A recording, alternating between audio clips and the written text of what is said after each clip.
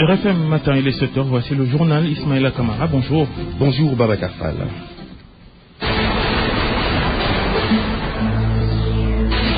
Les titres.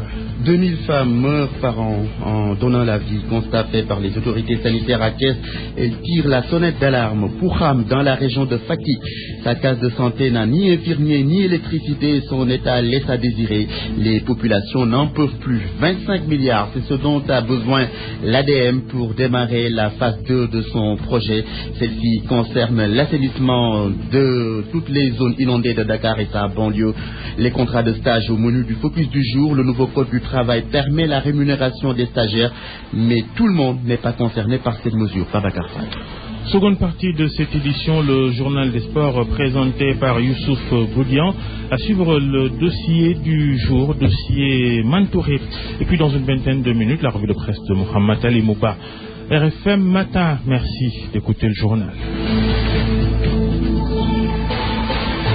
Oui, en ouverture ce matin, ces chiffres inquiétants sur la mortalité maternelle. Ces chiffres font froid dans le dos, Babacar Fall. 2000 femmes décèdent par an en donnant la vie. À Thiès, les autorités sanitaires et administratives alertent l'opinion. Constat c'était lors d'un CRD sur la politique de planification familiale chez Ante Diop. La mortalité maternelle prend de plus en plus de l'ampleur. 2000 femmes décèdent par an au Sénégal. Les signaux sont au rouge. Les personnels de santé et autorités administratives tirent la sonnette d'alarme pour attirer l'attention des populations. Des chiffres effarants publiés lors d'un CRD spécial consacré à la planification familiale. Dr Fodé Diouf, innovation et services de santé en Afrique. Au niveau de la mortalité maternelle, chaque année, il y a au moins 2000 femmes seulement qui décèdent. Femmes, uniquement des femmes. Est-ce qu'il est tolérable que meurent chaque année et uniquement en femmes? Inquiétude chez les personnels de santé. Pour eux, l'urgence est d'agir, mais aussi d'inciter les femmes à pratiquer la planification familiale. Malik Ndiaye, le médecin-chef régional de Thiès. C'est de protéger la santé de la mère. On a parlé de mortalité maternelle qui serait liée à des femmes qui font des grossesses très rapprochées, et ces grossesses très rapprochées ont des impacts dans la santé de la mère, ce qui entraîne énormément beaucoup de mortalité maternelle. Et vous avez compris la complication de l'acceptation qu'il faut à la planification familiale, ce qui explique d'ailleurs cet atelier que nous organisons. Faire un plaidoyer maintenant, parce que c'est rentré dans les coutumes. Et plus les femmes font un espacement de naissance, mieux elles se portent. Un plan d'action prioritaire de plaidoyer a été élaboré par les personnels de santé, les religieux et acteurs de développement. Leur objectif, c'est contribuer à l'accélération de la réduction de la mortalité maternelle, néonatale et infantile. RFM Thiès, Cheikh Ante Diop.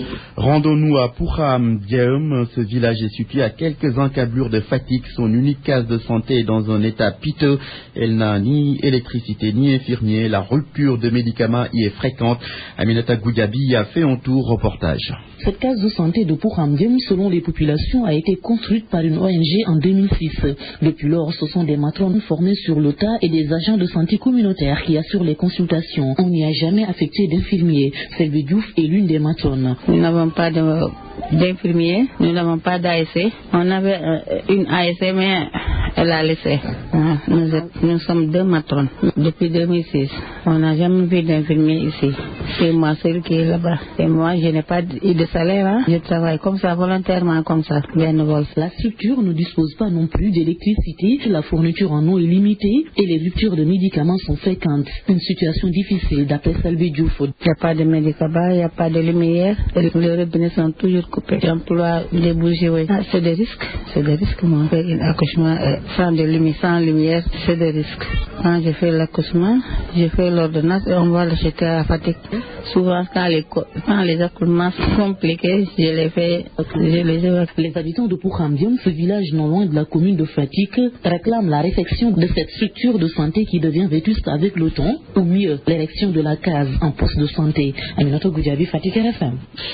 De la santé, nous passons à l'enseignement. Des étudiants de l'université virtuelle de Dakar en conférence de presse ce matin.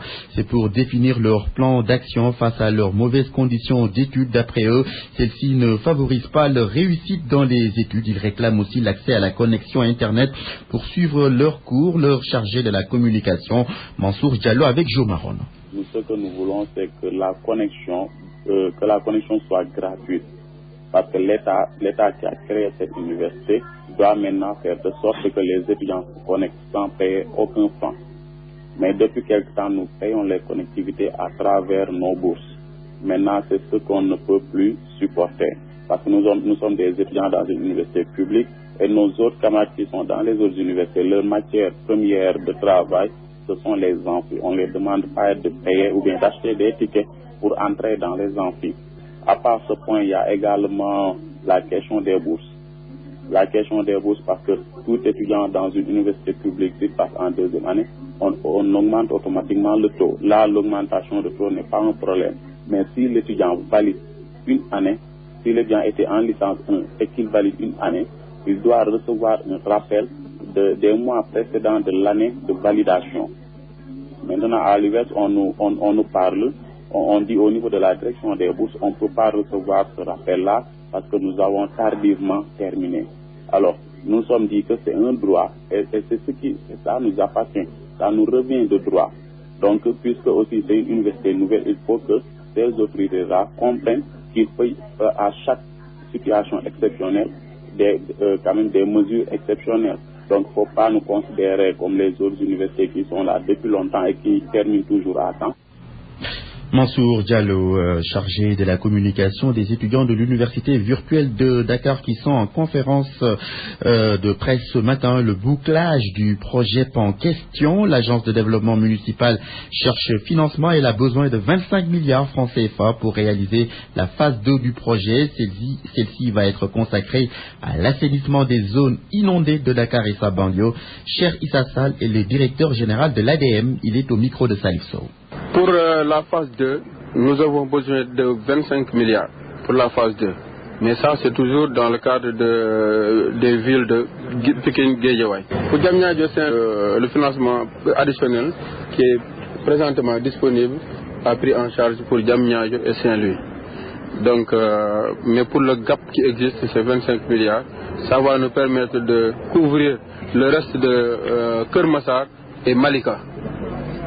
Le reste de Kermassar et Malika. Mais si on a ces 25 milliards, ça va nous permettre de couvrir définitivement la région de Dakar. Et le financement qu'on espère de la Banque mondiale et de ses partenaires va nous permettre d'aller dans les autres communes du Sénégal. C'était donc lors d'une visite de l'ADM et l'une de ses partenaires, la Banque mondiale, les responsables de ces deux structures visitées. Les chantiers du projet réalisé à Dalifort, cette commune a reçu 8 des 17 milliards investis en 3 ans dans la banlieue. C'est dans la lutte contre les inondations.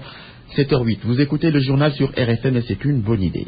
Sur RFM au moins, on a des informations sûres et utiles. RFM, la radio de toute l'actualité. Le focus du jour sur les contrats de stage, ils sont désormais intégrés dans le Code du travail. C'est dans le dessein de protéger les stagiaires contre les abus. Autre objectif visé, la compétitivité dans les entreprises. Des stages vont être rémunérés.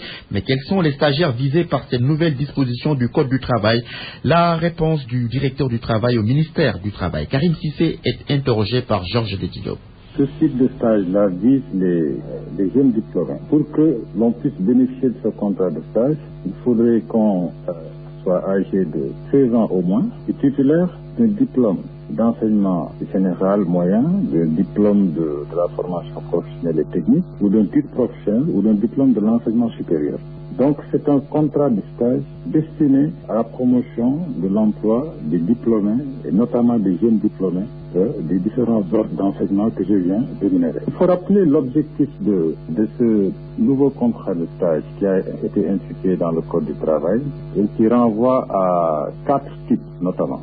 Nous avons le contrat de stage d'incubation, le contrat de stage d'adaptation, le contrat de stage pré-embauche et le contrat de stage de requalification. Donc l'avantage principal, c'est de réussir, si vous voulez, le doux pari de limiter les abus qu'il y avait dans la notion galvaudée de stage. On parlait de stage sans qu'il y ait une base légale. Beaucoup étaient employés comme stagiaires et percevaient des forfaits en termes de remboursement de transport, 50 000 par-ci, 25 000 par-là, sans que ça réponde à quelque chose qui a été juridiquement encadré. Donc désormais, le principal avantage du point de vue de la lutte contre la précarité et les abus, c'est que le nouveau stagiaire, en vertu de la nouvelle législation, bénéficie du salaire de la catégorie correspondante. Donc il y a plus de protection pour le travailleur. L'autre pari maintenant, c'est la compétitivité.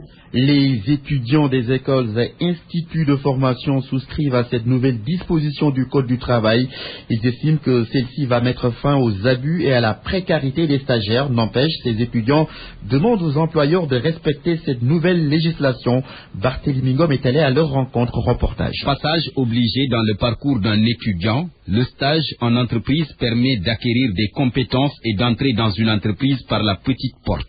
Mais ils sont nombreux les étudiants qui soutiennent le contraire. Dans les entreprises, ils sont relégués au second plan. Disons que les termes du stage ne sont pas vraiment respectés. Que le stagiaire sache ce qu'il va chercher en entreprise et que l'entreprise sache ce qu'il doit donner au stagiaire, à l'étudiant. Le stagiaire n'est pas un salarié de l'entreprise, mais il arrive qu'il travaille plus que le salarié malgré les difficultés qu'il rencontre. Aucun statut, aucune rémunération, ni prise en charge. La faute revient un peu aux étudiants, parce que quand tu vas en stage, tu es censé savoir ce que tu vas chercher au stage. Ils sont exploités.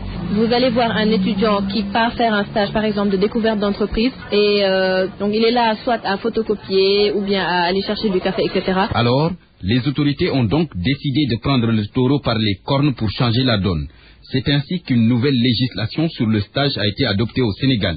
Il s'agit d'inclure le contrat de stage dans le Code du travail, ceci pour protéger les stagiaires contre les abus et la précarité. Voici la réaction de certains étudiants. Une très bonne chose. Je pense que ça va beaucoup nous aider, nous étudiants. Cela pourrait être bénéfique pour les étudiants. Les étudiants sont unanimes. Tous demandent aux employeurs de respecter cette nouvelle législation afin de leur permettre de faire leur stage dans les règles et éventuellement avoir un emploi. Car au moment où certaines entreprises traversent des difficultés à recruter du personnel, des milliers de jeunes cherchent un emploi. Merci Barthélémy Ngom. Le grand risque avec cette nouvelle disposition dans le Code du travail, c'est de voir les patrons ne plus prendre de stagiaires. C'est pour s'éviter les rigueurs du Code. C'est une crainte que partage le directeur exécutif de la CNES et le président de l'Association des directeurs des ressources humaines du Sénégal, Macoumba Beye. L'importance de codifier ce qui lie le stagiaire à l'employeur inséré dans le Code du travail est reconnue par les acteurs. Parce que souvent, les stagiaires étaient presque des corveillables à merci, selon Ibrahim Mbaye, président de l'Association nationale des directeurs des ressources humaines du Sénégal. Les stagiaires venaient dans les entreprises, on les utilisait comme des travailleurs alors qu'ils étaient en position de stage. Ils devaient apprendre une certaine pratique vis-à-vis de la théorie qu'ils avaient déjà apprise à l'école. Voilà, après ça, il faut l'encadrer et voir exactement comment faire pour mieux accueillir les stagiaires, les former. Mais le risque est de voir les employeurs arrêter tout simplement de prendre des stagiaires pour éviter une disposition contraignante et probablement le tribunal du travail, selon Momar Talakan, directeur exécutif de la CNES. Quand vous mettez des obligations avec ces risques-là, donc vous risquez de vous retrouver avec une bonne partie d'entre eux qui vont effectivement se dire que s'il y a des contraintes au bout, c'est pas la peine donc de prendre ces risques-là et que je me contente de mes employés, d'autant plus qu'il n'y a aucune obligation d'avoir des stagiaires. Donc ne plus prendre de stagiaires. C'est exactement le risque qu'il faudra encourir. Je pense qu'il y a un équilibre, il faut absolument que les gens se rendent compte qu'il y a ce risque-là qui est là. Une crainte que partage aussi Ibrahim Mbaye. Vous savez, les entreprises, quand c'est trop formalisé, elles ont tendance à ne pas employer de stagiaires. Il faut leur laisser le soin elles-mêmes de voir comment les accueillir en entreprise. Le grand chantier inexploré est le secteur informel qui n'est pas visé par cette disposition et qui a besoin d'être normé. Merci Macoumba Beye. Des informations qui nous viennent de Paris à Saint-Denis, 2 forcenés morts dont une femme qui s'est fait exploser selon les informations du site d'information le parisien.fr.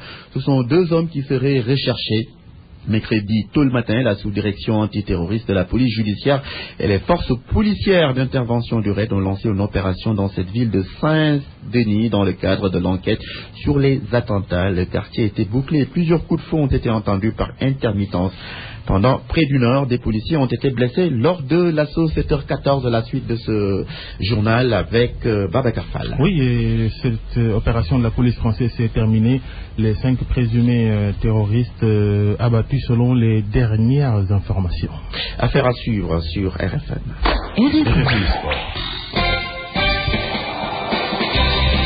7h15, les sports, c'est l'affaire de Youssouf Boyan. Bonjour. Bonjour Ismaël, bonjour à tous. Football éliminatoire, Coupe du Monde 2018, le Sénégal qualifié pour la phase de poule. Les Lions se sont imposés hier par 3-0 face à Madagascar. Le match s'est joué au stade Léopold Sédar Senghor de Dakar. Cheikhou Kouyaté à la 20e, Moussa Konaté à la 54e et Mambiram Diouf. 82e minute sont les buteurs sénégalais. Match difficile pour les Lions, reconnaît leur capitaine, mais Cheikhou Kouyaté estime qu'il faut tirer les leçons avant l'entame des phases de poule. L'important c'était de gagner et on l'a fait. La mission c'était de passer le tour et de revenir dans le top 1. Maintenant on sait bien qu'aujourd'hui l'équipe n'a pas joué dans ses moyens, mais bon, le plus important ce soir c'est la victoire. Cheikhou Kouyaté, capitaine de l'équipe du Sénégal, le Sénégal donc qui était au-dessus de celle de Madagascar. C'est l'avis du sélectionneur Franck Rajao Narisambe. Il est interrogé par Cheikh Tidiane Diagne. L'équipe sénégalaise c'était bon, long et puis techniquement, tactiquement et physiquement. Très bien le Sénégal, bon sens à la Coupe du Monde. Okay. Cette expérience, vous tirez les leçons de cette expérience? Oui, on va tirer la leçon avec le Sénégal parce que l'équipe était petite. Okay. On va une joueur sauter avec une écran long, tout ça. À l'instant, donc, le sélectionneur malgache, les grosses écuries africaines ont répondu présent, Youssouf Boyan. Même les équipes malmenées lors de la phase aller sont qualifiées pour le dernier tour. Il s'agit entre autres de la Côte d'Ivoire, le Ghana, le Cap-Vert, le Mali, le Nigeria, l'Égypte, la Tunisie, la Libye, le Congo-Brazzaville, l'Algérie, l'Afrique du Sud, le Burkina Faso, et puis il y a le Gabon, l'Ouganda, la République démocratique du Congo, la Guinée-Conakry, le Maroc, la Zambie et puis le Sénégal. Les 20 pays qualifiés seront versés dans 5 poules de 4 équipes. Le premier pays dans chaque groupe se qualifie pour la phase finale de la Coupe du Monde Russie 2018. CAN U23, la liste des 21 Sénégalais connus aujourd'hui. C'est le dernier délai fixé par la CAF aux 8 équipes qui participent à cette compétition prévue à Dakar du 28 au 10 décembre prochain. Le sélectionneur du Sénégal, Serigne Saliou Dia, est déjà en stage avec 23 joueurs. On attend donc aussi dans cette liste les expatriés. La CAN U23 donc prévue au Sénégal à partir du 28 prochain, Ismaël Kamara. En Europe, on connaît les dernières équipes qualifiées pour l'Euro 2016, Youssouf. Compétition prévue l'été prochain en France. La Suède qualifiée après un match nul. Danemark donc 2 buts partout, doublé de Zlatan Ibrahimovic à l'aller. Les Suédois avaient gagné par 2-1 l'Ukraine, l'Irlande et la Hongrie sont les autres pays qualifiés. Et puis en match amical, l'Angleterre a battu la France par 2-0. Dele Ali, le joueur de Tottenham, et Rooney ont marqué les buts des Anglais. Beaucoup d'émotions à Wembley hier. Wembley qui a chanté la Marseillaise en hommage aux disparus lors des attentats de Paris, la menace terroriste justement qui est à l'origine de l'annulation des matchs Allemagne-Pays-Bas et Belgique-Espagne.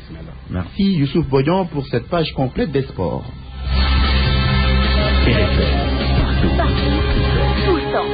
L'emploi des jeunes en milieu rural en question. Pour éviter l'exode rural, l'État doit mettre en phase un système performant. Seulement, ces jeunes doivent être conscients de toutes les possibilités que leur offre l'exploitation de la terre et la chaîne de valeur qui s'y attrait.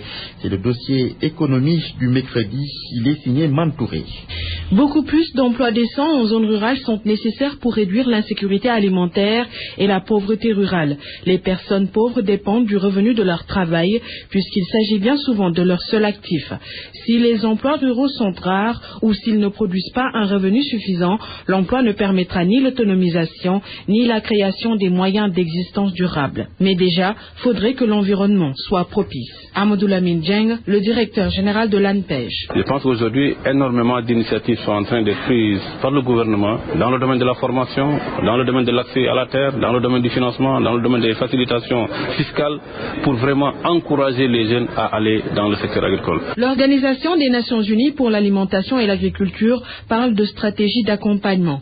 Vincent Martin, le représentant de la FAO au Sénégal. La FAO vient en soutien justement à la définition d'une stratégie de promotion de l'emploi des jeunes en milieu rural. Donc nous sommes ici juste en accompagnement à la réflexion, en utilisant toutes nos ressources, notre expertise qui existe à la fois au niveau de notre siège à Rome, mais aussi au niveau de notre bureau régional en Afrique basé à Accra. En parlant de chaîne de valeur, Mamadou Lamine Dieng évoque un projet. Projet d'appui à la promotion de l'emploi des jeunes et des femmes, PAPEJ.